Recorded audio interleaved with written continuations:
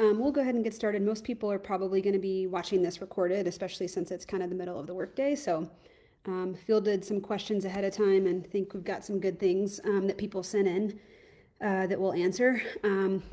Most of the Sharman Ultra coaches will be doing one of these Q&As. I think Hillary did one last night. It's probably really awesome. She always has some really cool insight and things to offer and training tips and advice. So check that out. And if there is anyone that comes in while I'm talking, feel free to throw a question in the chat and we'll get to that. But in the meantime, I'll just kind of start with some that we're sending ahead of time. I've been with Sharman Ultra Coaching for, I think this is my third year now, and just, I guess, a little about my expertise. I had a long career of running and coaching in the kind of track and marathon space before moving to ultras in about 2017 or 18. So have some experience coaching people from everything from high school track up to 100-mile, 200-mile plus races. And then also have kind of an emphasis in training and sports psychology, so work with a lot of athletes on that as well. I thought I'd start with a question that someone sent in yesterday that is probably the most common question that my athletes have asked this week. It seems like pretty much across the board, no matter where you live in the US right now, it's been kind of a rough, whether it's cold snap or precipitation or ice or whatever, that's been kind of a challenge for my athletes everywhere from Louisiana to Oregon. So it's kind of affecting everyone. So I thought that was maybe like a good place to start. It's something that's come up a lot, is just winter training tips. First, one question I was asking myself the last couple of days here in Colorado is actually the coldest it's ever been since I've lived here, and was kind of trying to figure out what's that threshold of maybe what's too cold to run outside. So what I found with wind chills here, we're hitting into the negatives, like well into the negatives. And so I've kind of started suggesting maybe that like 0 degrees is a pretty solid cutoff for maybe not being as safe to go outside. You can definitely, I think, bundle up, but where I've seen the more risk come is any kind of exposed skin or, even overdressing and kind of getting sweaty. I had one athlete say she did that and came home after a short run and took off her jacket and actually had ice inside her jacket from sweating and then it freezing. And had she gone any longer, might have been kind of in a bad situation. So just keeping an eye on that and making a decision when it's better to maybe cross train, take a day off, whatever. In terms of cross training, I kind of follow the 1-to-1 ratio of time. So if it's the weather's not great outside, if a run was going to take you 40 minutes or 60 minutes, maybe just doing 40 to 60 minutes on the bike, or uphill hiking on a treadmill, or swimming, kind of, anything aerobic based, I think is a good substitute when it's just not worth it to go outside. The bigger challenge to me, or maybe the thing that seems a lot more risky sometimes, is just like the conditions not being great. And so I had an athlete that lives in Portland who got a lot of ice this week, and it was pretty treacherous and felt maybe a little just risky to be out running in some of those conditions where maybe you're in an area that doesn't have the infrastructure or equipment to plow and salt like they do here in Colorado. So having kind of good traction devices or traction options, I think, is a good idea. There's a few different ones I like. I think maybe depending on the conditions that you're dealing with. There's the typical kind of store-bought, yak tracks or icebreakers. I personally am not a huge fan of the ones that pull over your shoes that are kind of the little coiled spring. I've had several of those break, so I maybe wouldn't suggest those, but the ones that kind of have the little metal spikes kind of across the bottom, I think, are a great option. My favorite option that I think is the most cost effective and the most effective in general, just cheap option, is to go to your local hardware store and get some little hex like sheet metal screws, short ones. Find a pair of shoes that is maybe close to retirement. Maybe there's quite a lot of miles. Maybe they're done soon, and that can just kind of become your snowshoes or your ice shoes. I mean, you can actually just drill those little 1/4-inch spikes straight into the bottom of your shoes. I like to do like 4 on the forefoot and 4 on the heel, and those work really well. I think the advantage, or maybe the appeal or utility of the slip-on option that I was talking about, even though they're sometimes a little pricier, is you might be running somewhere here where I live. My neighborhood's not plowed, is not great, but I can run to a park that then is plowed, or maybe I wouldn't want the spikes. So it can be kind of nice to have the option to pull those off after a few miles if you weren't going to need them for a whole run. So some of those tips you might already be aware of, but seemed helpful to some athletes that I had talked to, and just important to stay safe and reduce as many opportunities for accidents or falls as possible. So let's pull up this list of questions people sent in ahead of time, which was nice. Can I complete an ultra just through force of will by being mentally tough but undertrained? No. And I think it's more of the mental toughness piece is a requirement, I think, to finish an ultra, to have a successful race experience, but that does not replace preparation and training. It's not an either or, but a both. And I think, obviously in my experience and my opinion is that you build that mental toughness from the training. I don't think you can just decide, a certain mindset or a certain toughness is going to happen on race day when you haven't practiced that. So there's kind of dual purposes or multiple reasons for the training. One, the physical preparation, the chance to practice your gear, the chance to put yourself in different environmental conditions, practice nutrition, but also you build the mental toughness and you build and develop and strengthen your mental skills through the training by doing the long runs, by getting out on the long days. So you can develop the mental toughness through the physical training, but you can't, I guess, fake the physical training through the mental toughness training. So hopefully no one's trying to just tough it through a race without preparing. Tips for training for any of the UTMB series of races. So yeah, I know the lottery people have entered that. Probably maybe a lot of people considering those races are already registered and signed up. I raced CCC last summer, which was my first time over there, my first time racing one of those races.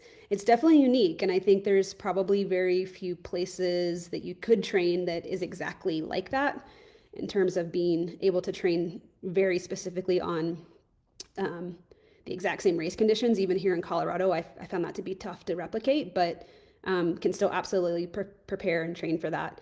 I guess what I was kind of surprised by racing there the first time is, at least compared to where I live in Colorado, is how runnable things were. And in fact, I did a lot of vert training, which I think is important. I'll get to that. But I actually walked away from that race thinking I didn't do enough running training. The trails, being old, popular hiking trails, they've been there for a long time. There's definitely some technical sections of that course, but the trails themselves are relatively, in my opinion, compared to a lot of mountain races, pretty smooth and buffed out. And there's some, big sections and segments of that course that are pretty runnable, where there's a lot of running involved, even with, the overall very high vert number. So I think that's important to keep in mind and still keep that as a part of training. I think it would be, kind of a disservice almost to just focus on kind of slow technical hiking, which is maybe what people think about when they think about racing over there. I think the other thing that is unique about that course and all the different distances, being that they all are run on the same course, just different segments or different portions of the course, is that the climbs are very, very long and very steep, both. And I think that that's also something kind of hard to find maybe a direct correlation on trails at home, but something that can be, again, replicated in a lot of different ways. Excuse me. So, very long uphills, very long downhills, very steep and just long. So whether that's even long tempos, if you don't live somewhere where you have the option to train on mountains all the time, just something to kind of lock into that focus and, a little bit of an uptick of aerobic effort and kind of focus for a while is good training mentally and physically. So I think, a lot more running training than you probably think, and lots of climbs, lots of uphills and downhills. It's not a secret that the vert in all those distances is a lot, but I think it's the sheer duration of the uphills and downhills that I found to really compound fatigue almost. You might be climbing for an hour or 2 hours, and then you might be descending for an hour or 2 hours, and that is kind of a different feel and different stress on the body and emphasis on the body than maybe something that's more undulating and a lot more broken up. So definitely, yeah, anything to kind of replicate those long climbs and long downhills, I think is a really good idea in training. Oh, and maybe the other thing, actually, depending on the distance you were training for,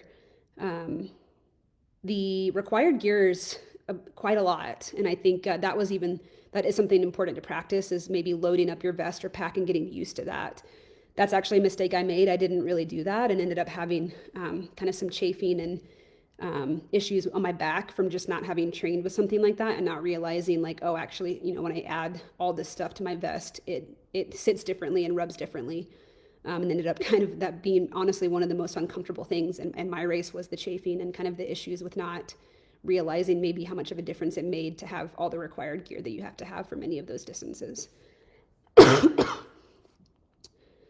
How can I improve mental resilience to deal with low points in ultras? Excuse me. Great question. Again, I think a lot of that does come through the training. That's another reason. Not another reason, but another reason, I guess, but also another benefit of, you want to replicate race conditions and race demands as much as possible in training. And one of those is facing those lows in long runs, getting out there for days that are hard enough to where you're getting exposed to that a little bit in training. It's never going to be in exactly the same intensity and severity as it feels like it is in races sometimes. But you still do get some practice and get to kind of hone those skills and maybe get a chance to realize what are the things that threaten to put me in a low. Is it the eating? Like, do I have the kind of stomach issues? Is it when I just get fatigued and I've been out there for a while?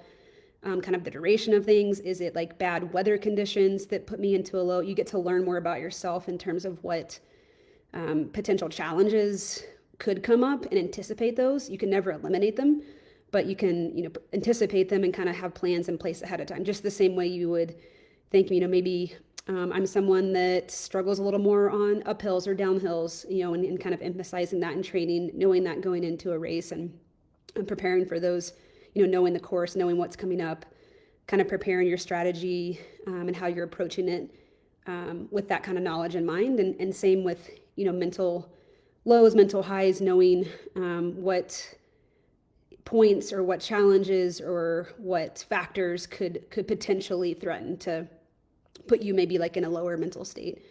I remember when I first got into ultras thinking that the goal was just to never have those. And I think that that's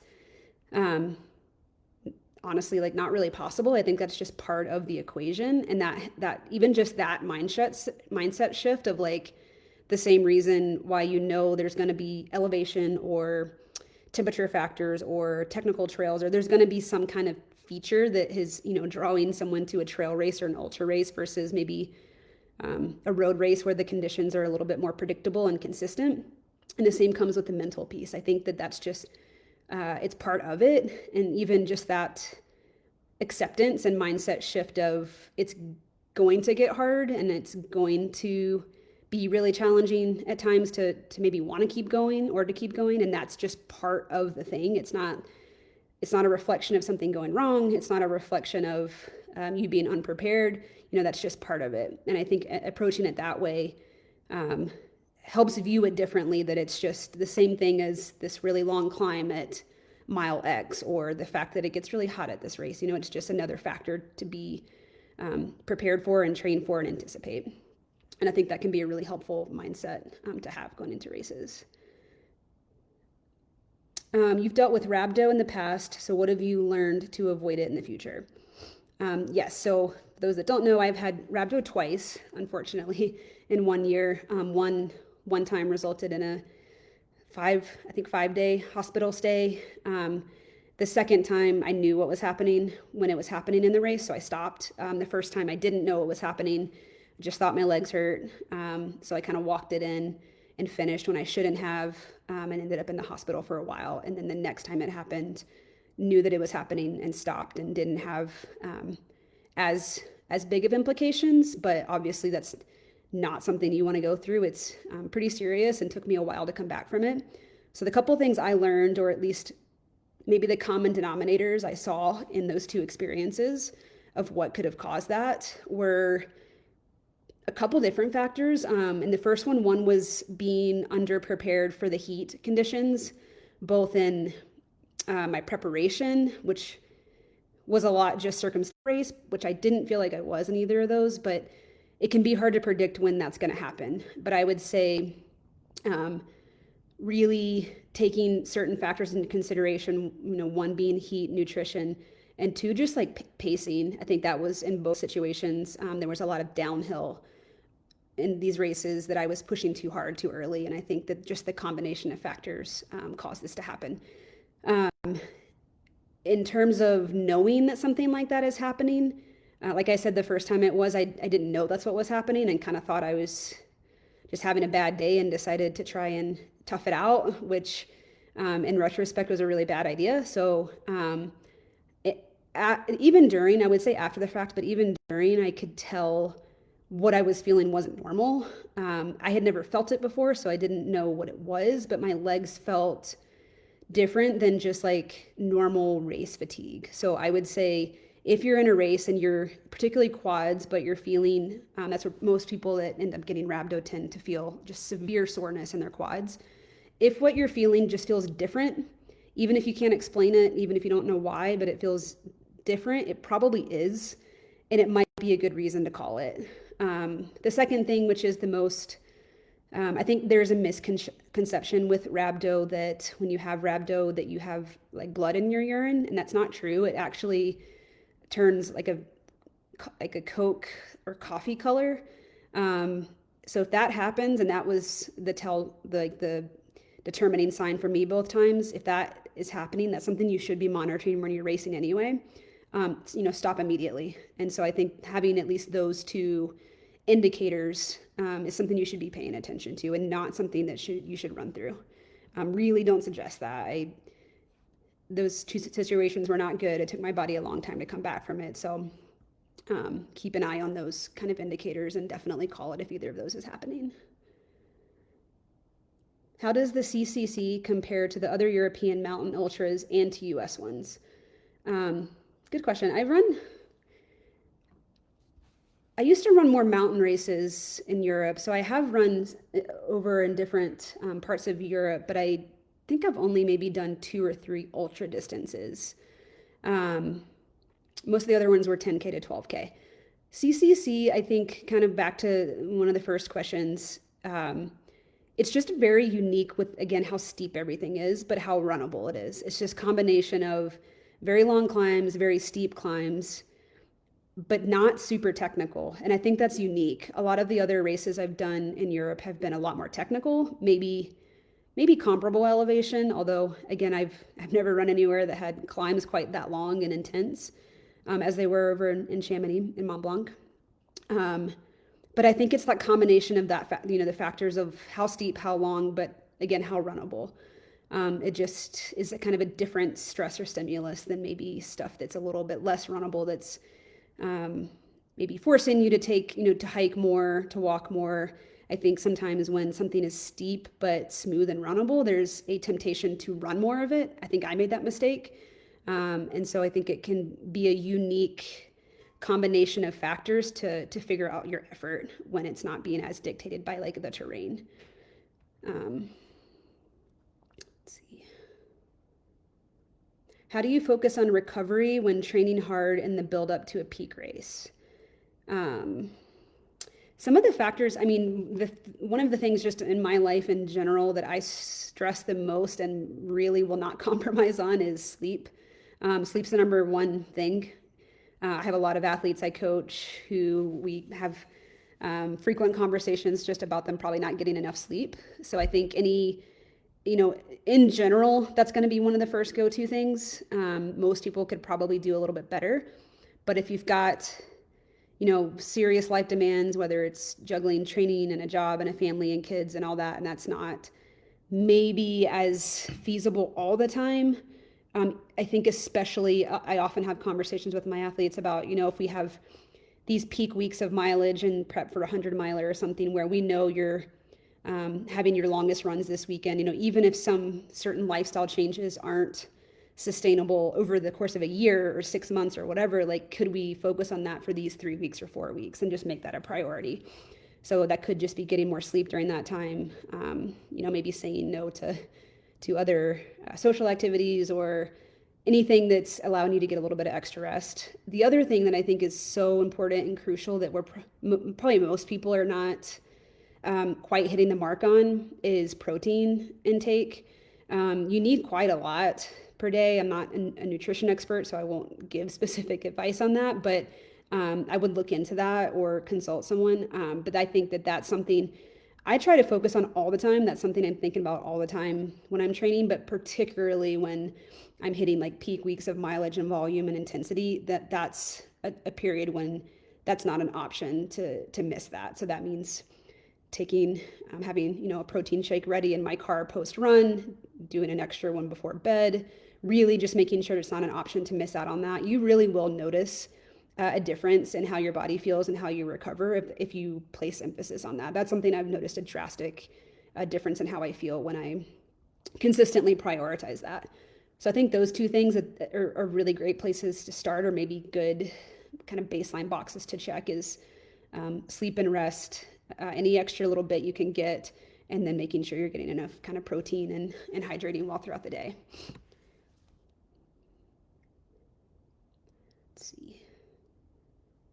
Any nutrition tips for people who keep having stomach issues in races? I think that that's probably the most common limiting factor for people, and especially in really long races. It tends to be nutrition, I think, tends to be one of the biggest ones, whether it's bonking because you weren't eating and drinking enough, or this issue like stomach issues and having problems in that way. I think there's always, I kind of see that as the symptom sometimes, and maybe it's not always, then you kind of have to figure out why is that happening. That could be oftentimes stomach issues could actually be a result of like not effectively cooling, especially in hot races. If your body temperature is too high and you're not effectively cooling yourself, sometimes that actually can materialize as like stomach problems when it's not actually a nutrition issue. A lot of that just has to do with like the way your blood is trying to cool your skin. You're putting, pumping stuff into your stomach. Your body can't do all those things at one time, and it's kind of prioritizing the most important thing, which is keeping you cool. So even just doing that could be something you reflect on. When were these stomach issues happening? What were the race conditions and environmental conditions? Was it a hot race? Was it a race like Leadville that's at high altitude? That's another factor. Higher elevation is another factor that can cause like stomach distress. Kind of, it's maybe not simply attributing it to being, I keep having stomach issues during races. What's the problem? Kind of working backwards from that and seeing, what are the contributing factors to that? Also working with like your nutrition strategy and trying different kinds of things, which is maybe an obvious, statement, but I think sometimes, I'll have people who have stomach issues keep just trying to pound gels during a race and then just keep having stomach issues, or don't, refuse to eat gels and are maybe taking certain things at aid stations or taking certain kinds of solid foods and then keep having stomach issues. But looking at what are you eating and, what are you eating and drinking? There's different kind of ratios and combinations of like protein, fat, carbs that stuff has. And again, I'm not a nutrition expert, but if you're eating stuff that's maybe too high in protein or fat, that's something that can cause stomach distress. That requires more digestion, more blood flow, versus kind of the more typical like fueling sports products, whether it's gels or drinks or whatever. It could be too much of the same thing. I think I've seen that a lot, where it's not like the thing that I'm fueling with is inherently an issue. It's just by like the 30th gel, I just don't want that anymore. So I think variety is your friend. Having a variety, especially in longer races, when you get sick of one thing, it's really, I think we often miss like savory foods. Most stuff is sweet. And I think at some point, folks just get tired of your stomach just doesn't want any more like sweet things. So having some savory options, I think we often miss that. But again, I think variety is huge. I have resulted more to using like primarily drinking my calories. I've found often too, if you're eating the gels, staying on schedule with that, but you're not drinking as much as you think. If you're not drinking a certain amount of fluid or water with an energy gel, then that causes stomach issues as well. So for me, I kind of eliminated that problem by, or at least reduced its impact by relying a little bit more on liquid calories and maybe eating a little bit less, but still actually getting a higher number of calories with what I was doing with drink mixes. So with my athletes, I typically will have a rough range of here's our goal of calories per hour, and paying attention to it's not just simply hit this calorie number. You also need to be looking at the content of that, with the primary emphasis being carbs, which is the quick energy. Here's our goal of carbs per hour. Here's our goal of calories per hour. And how are we, and then now it's up to us to kind of work with your individual preferences and demands to figure out what that looks like. Like, how are you getting to that number? And that might look different. That does look different, athlete to athlete. So I think that's like a good baseline and goal and kind of guide for your strategy. And then within training runs, practicing using different ways of hitting those numbers. With my athletes, especially for long runs, I have them write after each run what they not what they intended to, not what they took on the run, but what they actually took in. Have them count, the ounces, what was in your drink, what was in your bottle. Now that I have a stomach ache in this race, it's about pivoting and figuring out how I can still reach those goals. So that might mean slowing down, so that your stomach can kind of calm down, your overall system can kind of calm down so that you could maybe get something in. It could mean staying longer at an aid station or a crew stop to like eat something. But the main thing to remember is it's not an option to quit eating and drinking. So what can you do to make it more possible to get something in? And that's where I think variety plays a big role. What are the most common mistakes runners make training for or racing ultras? I think actually this kind of touches on it. I don't often think people practice nutrition and fueling as much in training or as like specifically and religiously in training as it's going to be on race day. Every long run essentially needs to be almost like a dress rehearsal for that piece. Doesn't, every long run is not going to be like a race effort or anything like that. But in terms of the gear that you're carrying and your nutrition strategy, like that should be pretty close, if not the exact same thing you're shooting for on race day. I see a lot of people who don't practice that enough in long runs, and then both didn't get the benefit of training their gut and training their body to take and utilize calories in that way before the race. Also didn't take the opportunity to train what it's like to wear a vest for however many hours or carry that required gear, anything, and then race day comes and it's the first time, someone's trying to eat that much, or it's the first time someone's carrying their vest with all their required gear, their poles, everything, and they realize, like I did at CCC, like, oh, this actually is kind of uncomfortable. So those things need to be a big priority. Again, what I think is so mentally challenging and really exciting and fun, and the adventure part, but challenging about ultras is by the time you get to race day, you really, no matter who you are, have not really come that close to what you're exactly going to experience on that day. It's just not possible, or smart to train in that way. And so there's already so many unknown factors that, like a goal of training and preparation is to reduce that number and make that number as low as possible.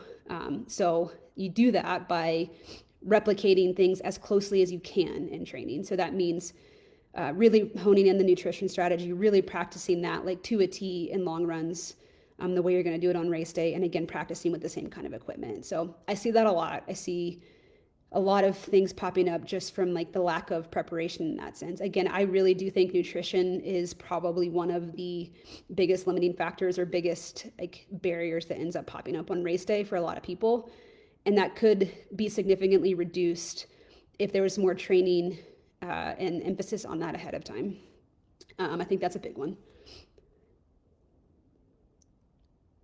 Is there a need to do speed work for really long mountain races that mainly involve hiking? Yes, I kind of see a place for quote unquote speed work kind of all the time. I mean, with any race, there's the emphasis is going to be on the most race specific efforts. You want, especially the closer you get to a race, the specific race specificity of your training and the emphasis and focus should be as closely related to as to the race demands as possible.